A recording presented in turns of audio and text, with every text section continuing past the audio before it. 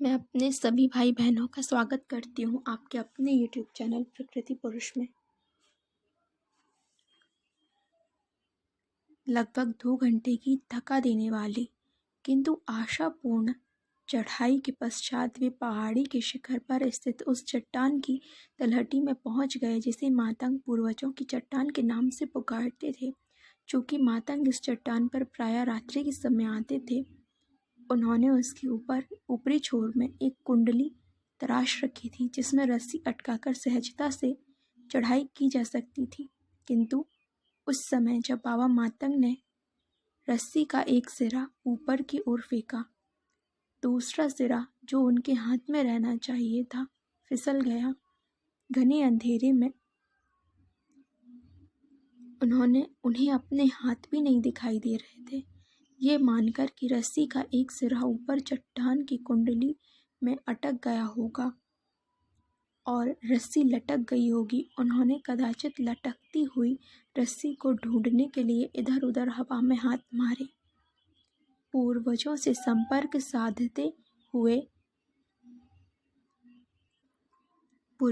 संपर्क साधने हेतु आए मातंग शीघ्र ही चट्टान की तलहटी पर हताश होकर बैठ गए। बाबा वापस अपने डेरे में जाने का मन बना ही रहे थे कि उन्हें अपनी आंखों के सामने रस्सी झूलती हुई दिखाई दी। उन्होंने उसे तुरंत पकड़ लिया और एक झटका दिया। जब वे आश्वस्त हो गए कि रस्सी चढ़ाई के लिए उपयुक्त थी, वे चढ़ाई करने लगे। उनका ध्यान रस्सी की असाधारण कोमलता पर नहीं गया, किंतु उनके हाथ फिसल नहीं रहे थे।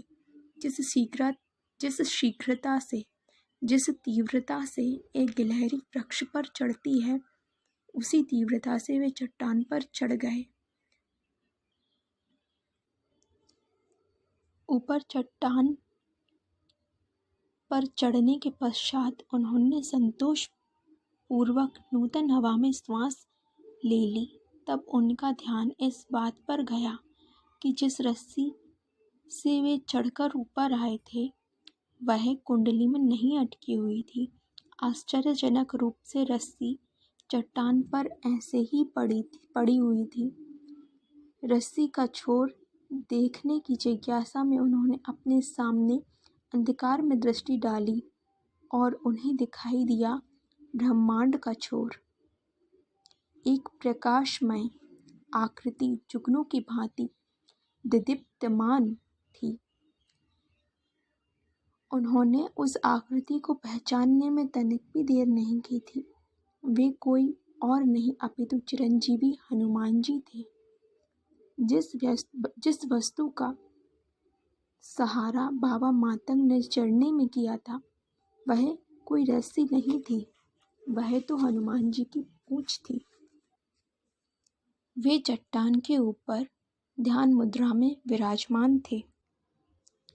एक श्वेत तेजोमंडल उनके दिव्य मुख को सुशोभित कर रहा था। उनकी मुस्कान से एक विचित्र आभा स्फुरित होकर अंधकार में घुल रही थी। बाबा मातंग को जैसे सोने की खान मिल गई थी। वे अपने पूर्वजों से मिलने आए थे और उन्हें मिल गए थे उन सभी के पूर्वजों के चिरंजीवी गुरु। अपने चिरंजीवी गुरु के अकस्मात दर्शन पाकर बाबा मातंग का मुंह खुला का खुला रह गया और आंखों की पुतलियां चौड़ी हो गईं। कुछ क्षण पश्चात उनका अपनी स्वयं की देह से संपर्क टूट चुका था। उन्हें लग रहा था जैसे वे एक प्रकाश बिंदु हैं,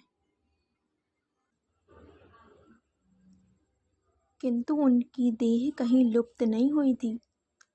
यदि कोई सामान्य व्यक्ति वहां होता तो उन्हें हनुमान जी नहीं दिखाई देते।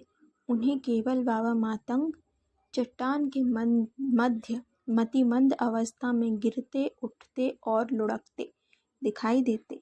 मुख्य धारा में किसी तर्कशील व्यक्ति को बाबा मातंग मानसिक रोगी जान पड़ते।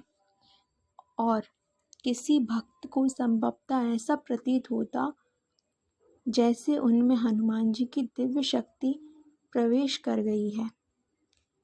यहाँ पर मुख्य धारा मतलब हमारे समाज से, जिस समाज में हम रह रहे हैं उस समाज से तात्पर्य है। हनुमान जी ने बाबा देह रूप में दिखाई दे रहे थे।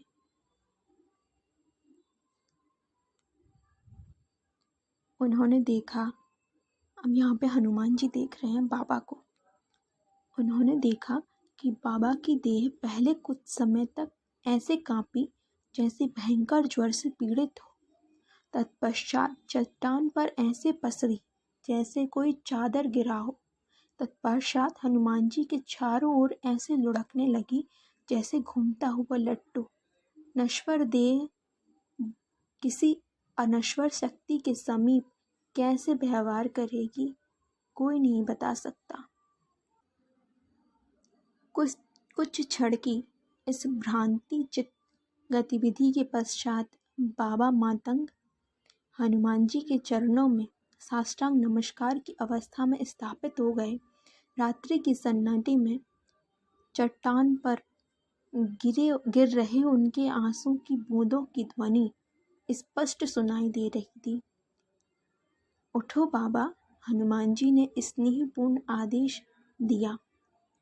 स्नेह जताते हुए हनुमान जी स्वयं नीचे झुके और बाबा के कंधों को स्पर्श करके उन्हें उठाया।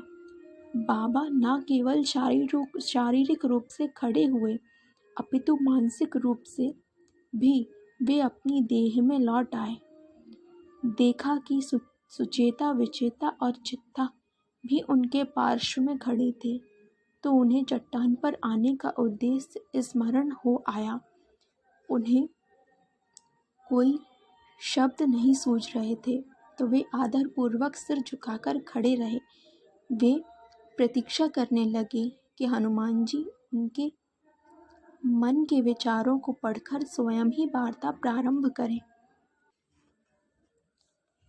अपने विचारों को मस्तिष्क पटल पर लाने के लिए वे सोचने लगे कि कैसे सुचेता और विचेता के बीच के द्वंद्व के चलते वे यह तक भूल चुके थे कि उनके इष्ट देव एवं गुरु हनुमान जी का आगमन पिछले कई माह से अपेक्षित था। हनुमान जी को उन्होंने पिछली बार 4 दशक पहले देखा था, जब वे 41 वर्ष पश्चात पुनः आने के वचन के साथ विदा हुए थे। वह कोई साधारण वचन नहीं था, वह चिरंजीवी गुरु हनुमान जी का चिरकालिक वचन था, जिसे वे सदियों से पूरा करते आ रहे थे। मातंग समाज जंगल में अपना स्थान बदलता रहा है, परंतु वे कहीं भी हों, हनुमान जी उन्हें हर 41 वर्ष पश्चात उनसे मिलने आते हैं। बाबा मातंग ऐसे लघुकाय अनुभव कर रहे थे जैसे उनकी काया से सहस्त्रों अशुद्धियां निकल गई हों। जब हनुमान जी की चुप्पी उन्हें भारी लगने लगी, तब वे यजमान की भूमिका धारण करते हुए बोले, हे देव, हम नश्वर मनुष्यों के डेरे में आपका स्वागत है। मैं मातंग समाज की ओर से आपका आभार प्रकट करता हूँ। मैं जितना धन्यवाद करूँ उतना कम है। हम धन्य हैं कि आप पधारे हैं।